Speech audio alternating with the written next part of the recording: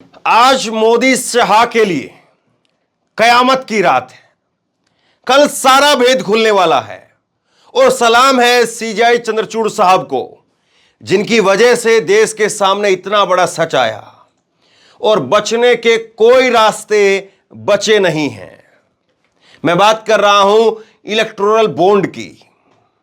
SBI को कल आखिरी मियाद है। कल शाम 5 बजे तक एसबीआई को सारा डाटा जो भी उसके पास है और जो खास नंबर थे, अल्फा न्यूमेरिक नंबर जो इलेक्टोरल बॉन्ड के ऊपर होते हैं और जिन नंबरों से पता चलेगा कि किसने बॉन्ड खरीदा और किसको बॉन्ड दिया और वो बॉन्ड किसने कैश करवाया, वो सारा डेटा जो अभी तक एसबीआई ने आधा अधूरा दिया था, जिसकी वजह से मिलान नहीं हो पा रहा था, वो सारा डेटा कल शाम 5 बजे तक लोगों के पास में होगा। कल शाम 5 बजे तक वो आपके पास में होगा और देखना यह रहेगा कि जैसे चुनाव आयोग ने किया था, जैसे चुनाव आयोग ने एक दिन पहले ही वो डेटा जारी कर दिया था, क्या एसबीआई भी आज रात को ही डेटा जारी कर देगी, कल सुबह करेगी, या जिस तरह से एसबीआई बैंक काम करता है कि लंच के बाद आना, तो लंच के बाद होगा, लेकिन होगा जरूर। इसमें कोई दो राय नहीं है कि कल नहीं होगा। कल होगा, 1000% होगा। और क्यों होगा ये मैं आपको क्यों कह रहा हूं, 1000% क्यों बोल रहा हूं, इसके पीछे एक बड़ी वजह है। लेकिन अभी जो है वो ज्यादा एक्साइटेड मत होइए। एक पेंच अभी भी एसबीआई फंसा सकता है, एक पेंच। और वो पेंच क्या है?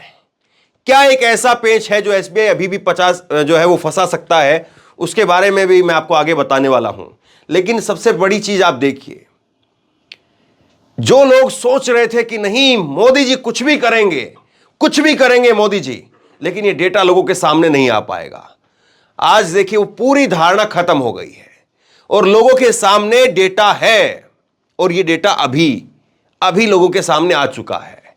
और अब कल शाम तक की आखिरी तारीख जो वो सीजीआई ने दी थी, चंद्रचूड़ साहब ने दी थी, तो यानी लोगों को यकीन है कि वो कल ही आएगा। बस इंतजार भरता कि हाँ ठीक है, इतने दिनों तक इंतजार किया तो 2 दिन और सही।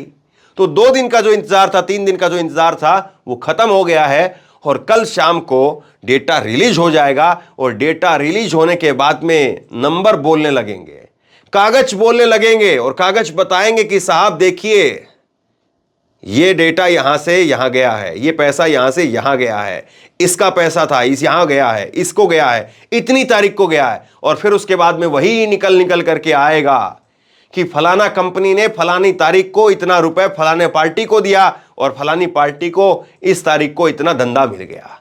अब चंदा दिया और तब धंधा मिल गया और अब छापा पड़ा और तब चंदा दे दिया। तो ये सारा जो रिकॉर्ड है बाकायदा आंकड़ों के साथ में और तारीख के साथ में, नाम के साथ में, पार्टी के साथ में वो सामने आने वाला है। तो इसमें अब कोई बहुत ज्यादा किंतु परंतु वाली बात अब बची नहीं है। एक पेज क्या है जिसका मैं जिक्र कर रहा हूं, ये मैं बताने वाला हूं आपको, लेकिन जरा ये भी समझ लीजिए इसके साथ साथ कि गांव देहात में जो लोग इसको समझ नहीं पा रहे थे या शायद कभी समझ भी नहीं पाते, ये सीधे तौर पर मोदी जी या यूं कहें कि एसबीआई, हालांकि वैसे आधिकारिक तौर पर तो एसबीआई ही कहा जाएगा, लेकिन सबको मालूम है कि बोझ तो मोदी जी है सबके, एक अकेला ही जो है सब कुछ भारी पड़ रहा है। तो मोदी जी अगर इस चीज को अगर नहीं दबाते, या ये जब इलेक्टोरल बॉन्ड बनाए गए थे तभी अगर इस तरह की कोई जो है वो सिस्टम बना दिया जाता कि इलेक्टोरल बॉन्ड से कौन किसको पैसा दे रहा है वो तभी पता चलता रहता, तो शायद आज जो है ये तारीख में हम इस बात के जिक्र नहीं कर रहे होते, या लोग इस खबर को इतनी गहराई के साथ में, इतनी दिलचस्पी लेकर के नहीं सुन रहे होते। मुझे पता है और मैंने पहले ही कहा था कि जब इलेक्शन कमीशन ने वो डेटा पब्लिश किया था तो करीब 10-11 हज़ार लोग जो है वो लगातार रात के 10-11 बजे तक लाइव हमारे साथ में जुड़े रहे और हम उस पर चर्चा करते रहे। वैसे ही कल भी जो है, कल भी जैसे ही ये डेटा निकल करके सामने आएगा या आज रात को भी निकल करके सामने आ जाए तो मैं आपके सामने जुड़ूंगा। दूसरी बड़ी बात जिसका मैं जिक्र कर रहा हूं कि पेंच, अब आप लोग कह रहे होंगे कि बहुत लंबी चौड़ी भूमिका हो जाएगी, पेंच क्या फंसा सकती है वो बता दीजिए। एसबीआई अभी भी एक पेंच फंसा सकती है। और वो पेज पता है क्या है, हालांकि वो कोई बहुत बड़ी चीज नहीं है लेकिन फिर भी है। एसबीआई अभी भी एक ये पेज फंसा सकती है कि एसबीआई को दो लिस्ट जारी करनी है। एक लिस्ट है जिसके अंदर अभी भी, पिछली बार भी जो एसबीआई ने लिस्ट जारी की थी तब भी एक लिस्ट उन लोगों की थी जिन लोगों ने वो बॉन्ड खरीदा, और दूसरी लिस्ट थी जिन लोगों ने वो बॉन्ड कैश करवाया। तो एसबीआई को अभी भी दोबारा से दो लिस्ट जारी करनी है। जो बॉन्ड खरीदे गए हैं उनका नंबर देना है, और जो बॉन्ड कैश कराए गए हैं उनका नंबर देना है।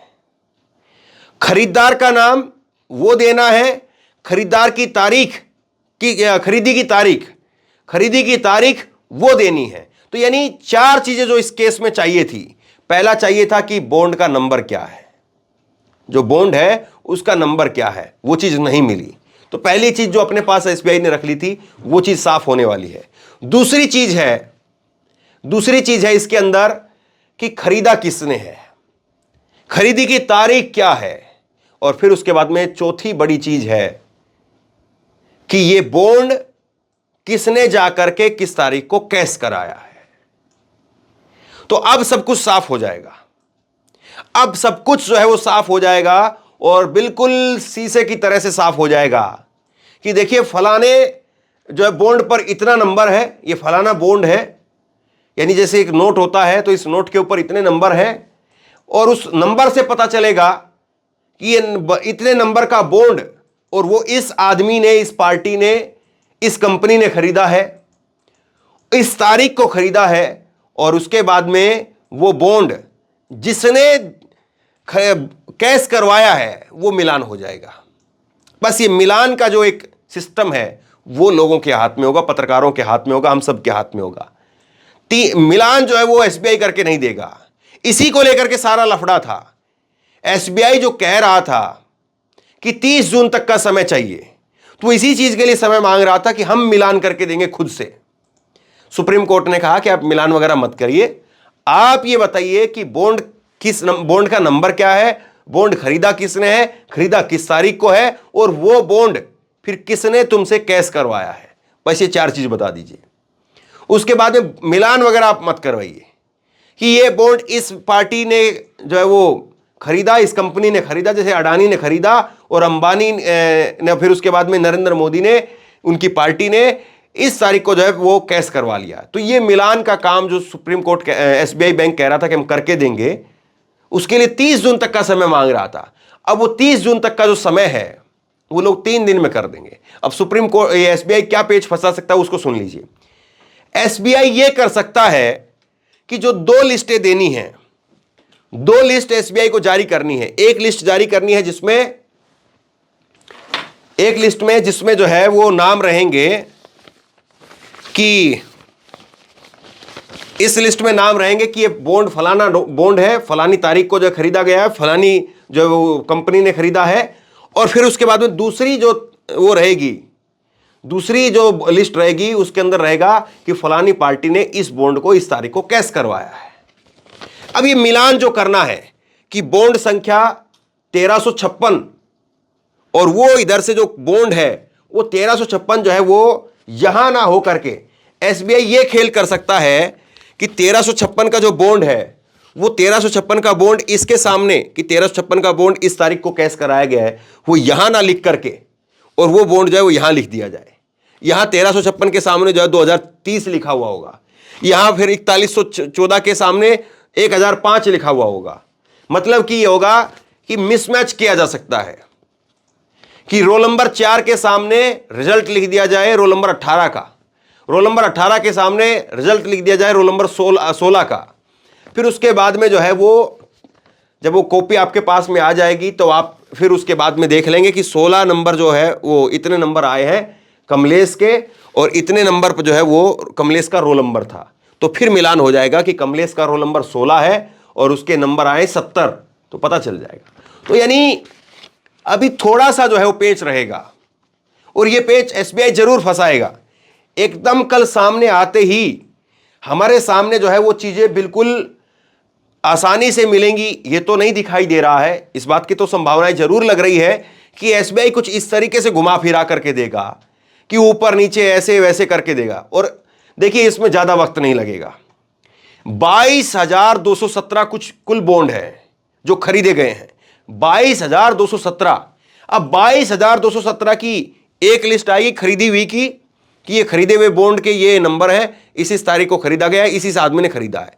दूसरी लिस्ट आएगी 22,217 बॉन्ड की कि ये इस तारीख को कैश करवाए गए हैं। उसमें करीब करीब जो है वो 300 बॉन्ड ऐसे हैं जो कैश नहीं करवाए गए, और 300 बॉन्ड वो डायरेक्ट पीएम केयर फंड में जमा करवा दिए गए, वो कैश नहीं कराए गए। तो ये जो 22,000 का जो नंबर है, 22,000 के नंबर का मिलान करवाना है, तो ये कोई बहुत बड़ा काम नहीं है। एक्सपर्ट कह रहे हैं कि इसमें जो है वो कुछ समय, थोड़ा बहुत समय लगेगा और आसानी से, बिल्कुल आसानी से जो है चीजें हो जाएंगी। कोई ज्यादा बड़ा समय थोड़ी ना है कि इधर से इधर रोल नंबर और जो है वो जितने नंबर आए वो अगर कोई उल्टा पुल्टा करके दे दे, ठीक है, मास्टर जी की या बच्चों की थोड़ी सी मेहनत लग जाएगी और वो मास्टर जी बच्चे बैठ करके थोड़ी बहुत देर के अंदर जो है उसको तय कर देंगे। तो यानी अब कोई बहुत ज्यादा जो है वो बीजेपी के हाथ में या एसबीआई के हाथ में चीजें बची नहीं है। बीजेपी में बार बार इसलिए कह रहा हूं क्योंकि बीजेपी सरकार के अंदर है, केंद्र सरकार में है। एसबीआई जो है वो केंद्र सरकार के अधीन ही है, हालांकि एक अपने आप में वैसे जो है वो इंडिपेंडेंट बॉडी कहा जाता है, लेकिन सरकार के अधीन से ही आप समझिए। और मोदी जी अगर चाहते तो जब ये कानून बनाया गया या जब ये प्रक्रिया बनाई गई तभी उसी में इस तरह का प्रावधान ले आते। लेकिन जो गोपनीयता के नाम पर जो चीजें गुप्त करके रखी गई, वो अब सब चीजें निकल करके सामने आ रही है, सारी चीजों से पर्दा उठ रहा है और एक एक करके पूरी तस्वीर इस वक्त में लोगों के सामने साफ हो रही है। और ये तस्वीर, जो लोगों के सामने जो तस्वीर साफ हो रही है, ये तस्वीर ये बताने के लिए काफी है कि कितनी कोशिश की गई, इसको दबाने की, इसको छुपाने की कितनी कोशिश की गई, लेकिन वो सारी कोशिशें धराशायी हुई और आखिरी में अभी लोगों के सामने सच्चाई आने वाली है। और इसको लेकर के, इस मसले को लेकर के मैंने कई बार आपके सामने सुप्रीम कोर्ट के वकीलों के जरिए जो है बात करके इस पूरे मसले को समझने की कोशिश की है। और मैं ये जरूर कह सकता हूं कि इस मामले में, इलेक्टोरल बॉन्ड के मामले में बहुत सारी ऐसी कमियां हैं, बहुत सारी ऐसी कमियां हैं जो सीधे तौर पर अब लोग उसको संदेह की नजर से देख रहे हैं। सीधे तौर पर लोग अब सवाल खड़े कर रहे हैं। जिन कंपनियों का मुनाफा 2 करोड़ रुपए भी नहीं है और वो कंपनियां 100 करोड़ रुपए चंदा दे रही हैं, तो इसका मतलब क्या है? इसका मतलब यह है कि धांधली हुई है, इसका मतलब यह है कि गड़बड़ झाला हुआ है। कई ऐसी कंपनियां निकल करके सामने आई हैं। और दूसरी बड़ी बात यह है, इसमें एक बीच में जो डेवलपमेंट आई कि इसमें डीएमके, एआईडीएमके और जेडीएस ने अपना चंदे का ब्यौरा पहले ही चुनाव आयोग को दे दिया था। दरअसल क्या हुआ था कि चुनाव आयोग ने यह कहा था कि पार्टियों को जो चंदा मिला है, पार्टियां अपने चंदे का हिसाब किताब दें कि किससे कितना चंदा उसको मिला है। लेकिन वही है ना कि बगैर प्रेशर के कोई काम करता नहीं है। जब तक ऊपर से सर पर डंडा बजता नहीं है तब तक कोई हिलने के लिए तैयार नहीं होता है। और इसीलिए सारी बड़ी पार्टियों ने, इसमें सबसे बड़ी पार्टी जिसको सबसे ज्यादा चंदा मिला है बीजेपी पार्टी है, उसके बाद में टीएमसी है, फिर कांग्रेस है। तो ये सारी बड़ी पार्टियां, इन्होंने अपना हिसाब नहीं दिया। कुछ पार्टियों ने ही केवल अपना हिसाब दिया है।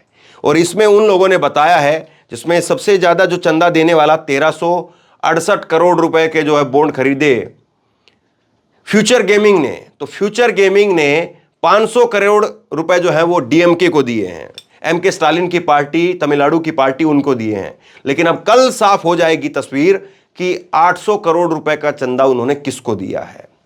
दूसरी बड़ी बात, फिर इसके बाद में अगला जो टास्क है, अगला जो काम है, वो ये शुरू होगा कि ऐसी कंपनियां जिनका मुनाफा 2 करोड़ रुपए है और वो 100 करोड़ रुपए चंदा दे रही है, इनके ऊपर सरकार ने कार्रवाई क्यों नहीं की, या सरकार इनके ऊपर क्या एक्शन लेगी। लेकिन अब सरकार के हाथ में कुछ बचा नहीं है।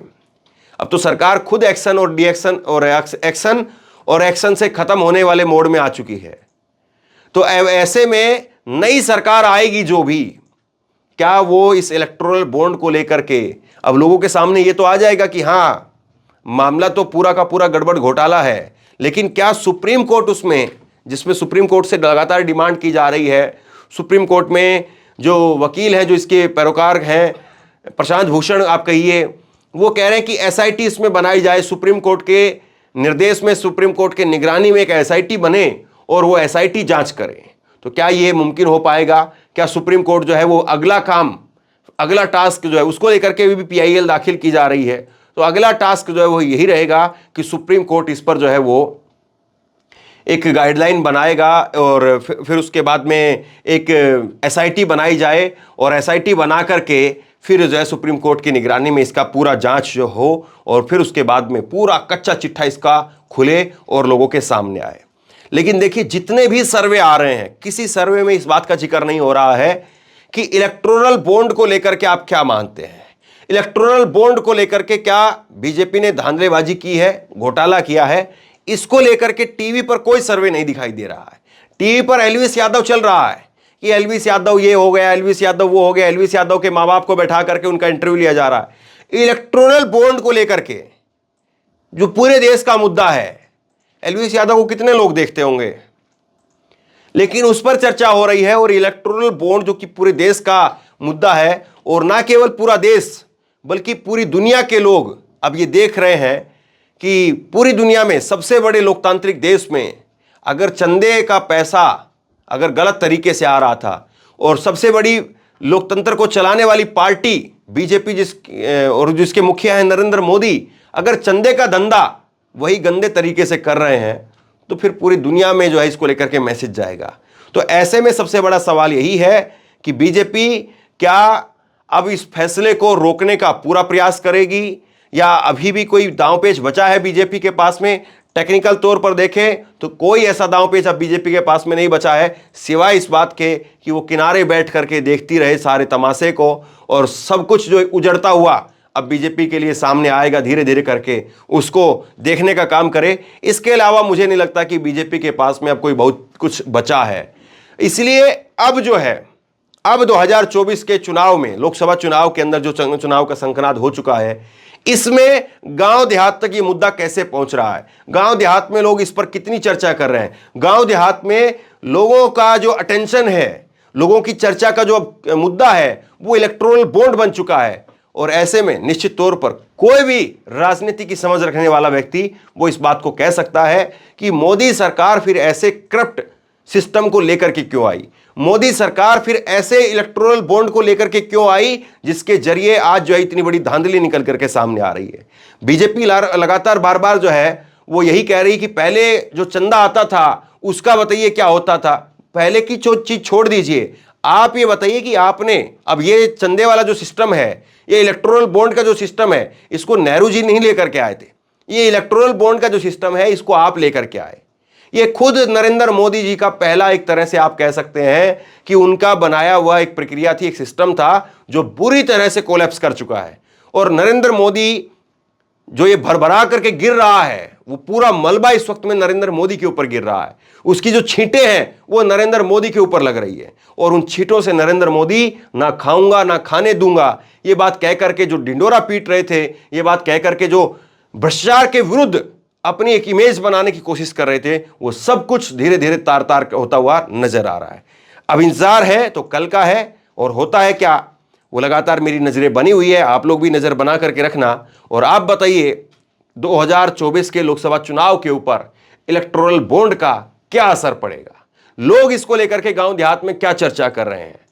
आप बताइए, आप इसको कैसे देखते हैं, नीचे कमेंट बॉक्स में लिख करके जरूर बताइए। इस वीडियो को खूब शेयर कीजिए, लोगों तक पहुंचाइए, और इसी तरह की तमाम खबरों के लिए ऑनलाइन न्यूज इंडिया को सब्सक्राइब कीजिए। साथ में जो बेल आइकन है घंटी, उसको जरूर दबाइए, ताकि जैसे ही कोई खबर अपलोड करें उसकी नोटिफिकेशन सीधे सबसे पहले आपको मिल सके। अगर ये वीडियो फेसबुक पर देख रहे हैं तो फेसबुक पर हमारे पेज को लाइक कीजिए, फॉलो कीजिए और इस खबर को शेयर कीजिए। आपका बहुत बहुत धन्यवाद।